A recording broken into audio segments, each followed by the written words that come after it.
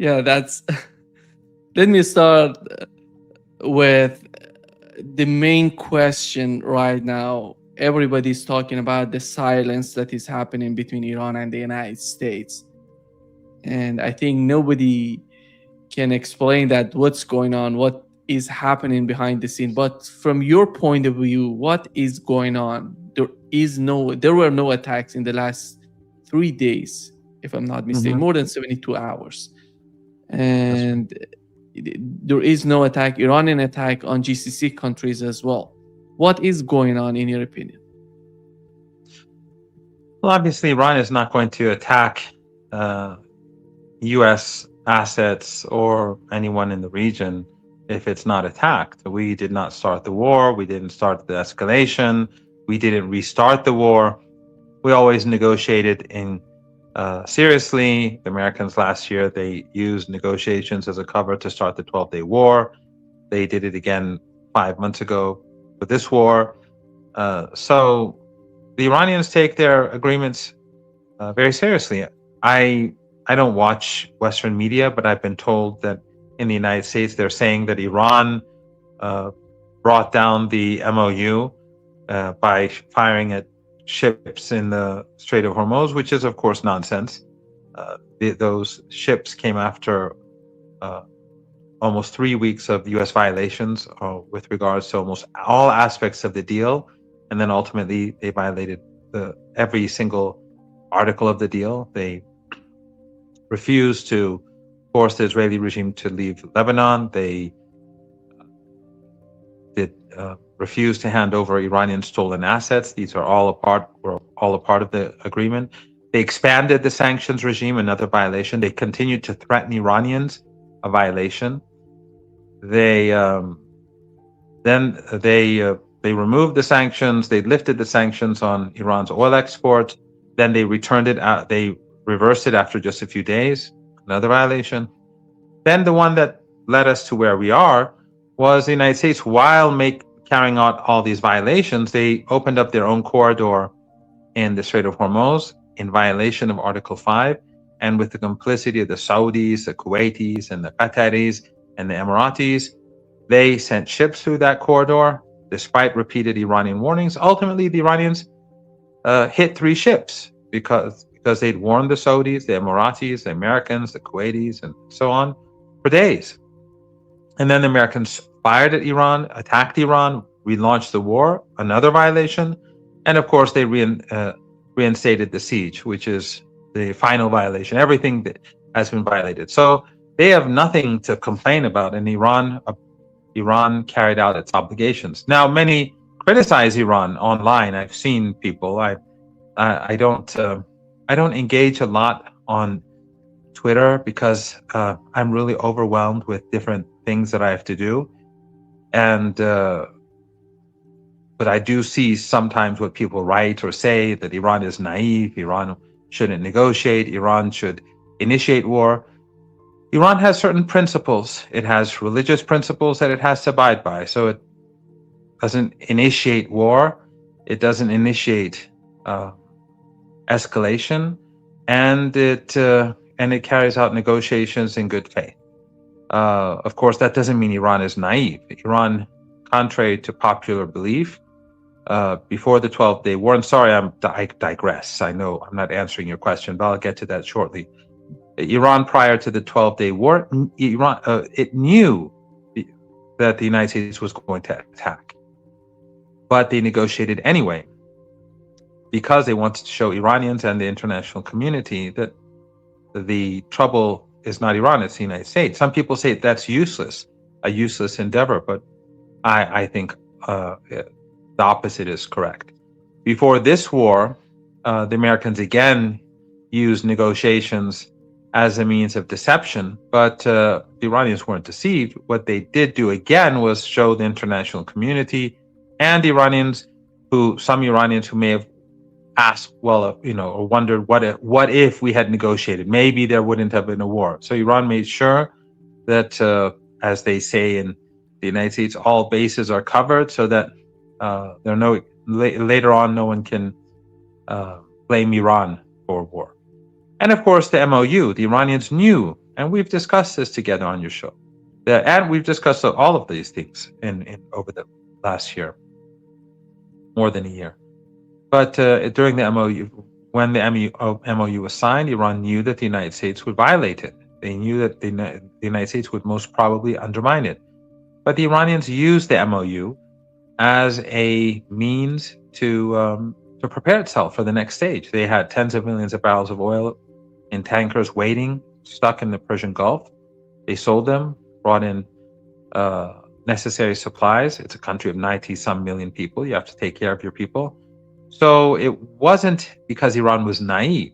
It was because Iran was being both moral, but also careful to make sure that the United States lost the international community and popular and the hearts and minds of people across the world, and that Iran would be able to take advantage of different opportunities that came about. But so all of that aside, right now we're at a place where no one knows what's going to happen next. The United States, we do not trust the United States. No one trusts the United States. So, and the United States has gone quiet for the last 3 days. Now, why has the United States gone quiet? I don't know. I really don't know. I, of course, have read the different reports that have come out that senior officials in the United States have warned Trump about escalation and about continued war, about the shortages in the military, about the costs, and I'm sure about the crisis, the global economic crisis, because as we speak, the Strait is still closed. The Strait of Hormuz is not open. So the shortages, the global shortages are growing. And then the Red Sea, of course, has been added to the problem for the United States. And we've seen Ansarullah in Yemen take out key Saudi installations. So the situation is growing more difficult literally by the minute for the US economy, for the Western economies, and of course for all of us, for the global economy. So while there's no shooting, but it's not as if things are back to normal. The strait is closed. Both straits are closed, at least in the Red Sea, in Bab al-Mandab for the Saudis. So the question is, what are the Americans planning? Is it truly what these journalists are saying, or these reports are saying, that Trump is being told that this is it's not a good idea to continue? Or is the United States preparing for an escalation?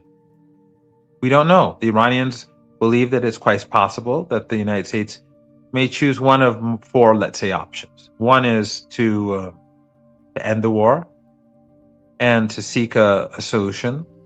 But if we go down that route, or any other route, ultimately, the Iranians will not accept the previous MOU. The Iranians will want certain things up front, and the MOU or any agreement will have to include other things such as Yemen and Gaza more explicitly than before. So Iran will be more demanding. And as I said, Iran will demand some things before they even begin implementing anything, or otherwise the strait is going to remain as it is. And this is not a situation which Western economies can ignore. So one is to de-escalate. The second is to restart the bombing. If that happens, we're going to have the status quo continue. The global economy will continue to deteriorate, and there will be no achievement by the United States. The third option and the fourth option are sort of similar, in that one would be carry out massive strikes across the country. And the other would be to carry out a land campaign in the Persian Gulf, or maybe some crazy adventure to take a mountain near Isfahan or near Qom, or a combination of both. And that would, of course, lead to massive responses by Iran, and immediate responses. It would lead to the total destruction of the critical infrastructure of countries in the Persian Gulf that have assisted the United States in this war. meaning Kuwait, the Emirates, Saudi Arabia, Qatar, and Bahrain, and perhaps Oman now, after their involvement in bringing about the second phase in this war by helping the Americans launch that corridor. And if Iran destroys these countries, that means they will collapse. These countries will fall apart within hours, maybe at most days. And that would cause panic across the global economy. Trump will no longer be able to talk and manipulate the markets. That will be over. The situation, the shortages are already there. And then when people see images of burning oil fields and oil and gas facilities across the region, they'll know that it's over. Then it's all over. So you'll see Western economies collapse. That's what would happen if the United States moved towards 3 or 4, meaning a major air campaign or some sort of invasion or combination of the two. That the Iranians will not hold back at all. It'll be over. And we already see what Yemen can do to Saudi Arabia. And what Iran can do is far, far, far greater than what Yemen can do. And of course, there's Iraq and the resistance in Iraq. So we don't know, but Iran is prepared for the worst and waiting to see where Trump wants to take this. You mentioned the case of Yemen and Saudi Arabia. After 48 hours, we're still seeing that the new images came out and showing that Aramco is still on fire and it's burning after 48 hours. And this is significant what's going on. I think the way that Yemen has entered the war is so much important, and the timing of their blockade is so important for the future of the country. And is that going to be, let's assume the talks happening or the messages between the two sides back and forth, what would be the role of Yemen? Are they going to be part of negotiations, the talks between the United States and Iran? Oh, no doubt. No doubt. Yemen was very smart. It was a very smart move. They chose a time when the Strait of Hormuz was closed to say that an end must be brought about to the siege on the people of Yemen. These people have been besieged for well over a decade, with the help of literally all countries in our region, meaning the Saudis, the Emiratis, the Qataris, Turkey, Egypt. All of them from the very beginning were on the same page when it came to the genocidal attacks on Yemen. When the Saudis and the Emiratis launched the war against the people of Yemen. And Yemen persevered.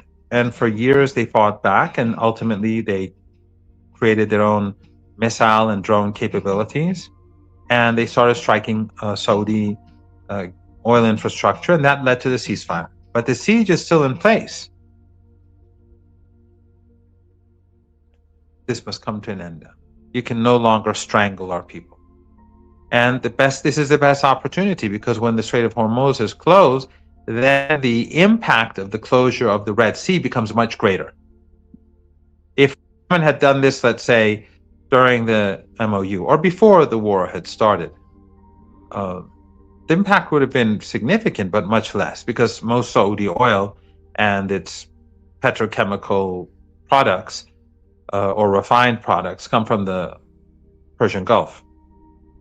But now that it's shut, and now that the global markets are near crisis because of 5 months of accumulative shortages, this is the best moment to grab the Saudi regime by the neck and say, you must give us our rights. And the Saudis gave them the perfect excuse. When the Iranians sent a plane to return the Yemeni delegation, they sent a plane to pick up the Yemeni delegation, breaking this immoral and illegal siege. The Saudis, their jets moved towards the airport. Air defenses, from what I read, forced them back. Then when the delegation was returning to Sana'a, the capital, the Saudis bombed the airport, outraging Iran, but carrying out an act of war against the people of Yemen. So that allowed Yemen to retaliate. And then, of course, it led to the massive strike on Saudi oil installations. So, and of course, the shutting of the Strait of Hormuz. So, or the Strait of the Bab al Mandab Strait. So, this is an ideal moment for Yemen. Their act carries far greater weight today than it would have at any other time. And of course, it has huge benefits for Iran too, because it increases the impact that Iran is creating against the Americans through controlling the Strait of Hormuz. So it just shows that the axis of resistance, it is a very effective and powerful alliance. And Ayatollah Khamenei, the martyr who created this, and General Soleimani, the martyr who created this alongside him, we now see how important it is, just as important as the missiles and drones themselves, and the underground missile and drone cities that have been created in Iran and Yemen. And of course, the resistance in Iraq is still not, they're still waiting for the right moment, for escalation. They are a force far greater than even Hezbollah in number, and they have access to sophisticated weapons. So this is not a war that the United States can win. Although you're not going to hear much about this in the Western media, just as we didn't hear much about it in the Yemeni attacks on Saudi oil installations. It seems as if Western media, even those that oppose Trump, they want to downplay the situation. But the situation is very critical for Trump and the United States and the West. Looking at the way that the axis of resistance is reacting, in my opinion, not acting, because it was all about Yemen. With the case of Yemen, it was a siege on Yemen. Yemen is reacting to what is happening against them. Iran is reacting to the attacks of the United States. But do you see the moment that even within this sort of reactionary attitude, they're going to go preemptive as Yemen did? How about the situation, about when it comes to the Strait of Hormuz? We've seen in the last 24 hours, nothing, as you've mentioned, is happening. There were some reports of some attacks or some vessels or ships trying to pass through the Strait of Hormuz, which were somehow hit by mines in that area. Are they going to learn, or are we going to see the same thing happening? Iranian attacking in the Strait of Hormuz, the United States continuing with the same attitude, or we're going to, how do you see them? It's somehow chaotic looking at the situation in the Bab al Mandab and in the Strait of Hormuz. Well, Yemen didn't act. Yeah. Go ahead. Go ahead. Well, Yemen didn't preempt the Saudis, as I pointed out. They carried out an airstrike on Sana'a International Airport to prevent the Iranian passenger plane from landing. And therefore, that gave Yemen the opportunity to strike. Although, even if Yemen had just attacked without the Saudis carrying out this strike, it would still have been legitimate and not preemptive, because they've imposed a siege on a big country of Yemen, a siege on women and children, and it's been going on for years. This is war, and it's illegal, and the West supports it, and so do these regional regimes. We see how, for example, countries are supporting Saudi Arabia right now. I mean, I don't want to name all of them, but some of them, suddenly they're supporting the same side as the Americans. The side of the Saudis who are on the side of the Americans, who are on the side of the Israelis. So when you look at Erdogan, when you look at, unfortunately, Pakistan, some of the things that are being said in the media, it's quite surprising from some of the media in Pakistan, the sort of language that's being used. But Yemen had every right to carry out this attack, and but Yemen, I don't. This is not a preemptive attack, and I don't see Iran as carrying out a preemptive attack, even though Iran could attack because the Americans have created and imposed a siege on Iran, and so that is an act of war. But again, I don't think Iran is going to do that. I think that Iran will wait to see if the United States wants to de-escalate. If it does, Iran will move in that direction. But of course, an agreement will not look like the MOU. It'll be the Iranians will make more demands, and as I said earlier, they'll make certain demands up front. I don't see the United States or Trump in particular accepting that. And if the United States wishes to renew the war, Iran will renew striking back, and of course, Iran will hit the United States harder. And so far, during the last 2 weeks of fighting that we saw, until this pause, the Iranians have hit the Americans harder than the Americans have hit Iran. I think it's clear by now to everyone. And then if the United States wants to escalate, then it's all-out war. And that will be the end. The map will change on the Arabian Peninsula. And it will change elsewhere, because when things collapse, other countries will collapse with it. Jordan will collapse. Across the world, there will be chaos, because there will be global economic depression. It's not just in our region, from Turkey to, to Sudan, or from Egypt to India and Pakistan. This will affect Latin America. It'll affect Africa. It'll affect Europe. It will be devastating North America. It will devastate the world. So hopefully the world won't go there, but it really all depends on Trump and Netanyahu and the Zionists. And of course, Netanyahu is on his way to the United States to see if he can bring the global economy to collapse. I think for the United States, there are two important factors. One of them is their stockpile when it comes to the missiles and interceptors. The other part, the other point is the global market, oil market.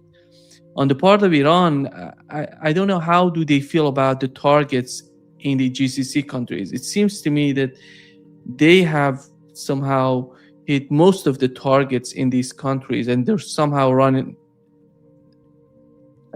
short of the targets, strategic targets in these countries when it comes to the HIMARS, the radar systems and air defense systems.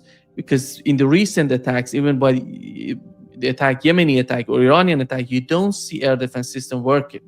Maybe the United States is rationing the interceptors. I don't, I don't see that. But the other point would be that they're running short of interceptors. They don't have the intercept. We had multiple reports, by the way, on Iranian media. They're talking about they hit Patriot systems, HIMARS, and so what else can they do? The next escalation, it could be the oil facilities, desalination plants. Is the United States, in your opinion, planning to go that far? That would be hugely devastating for the whole region. Well, first of all, we have to remember that the U.S. proxies in the region, they are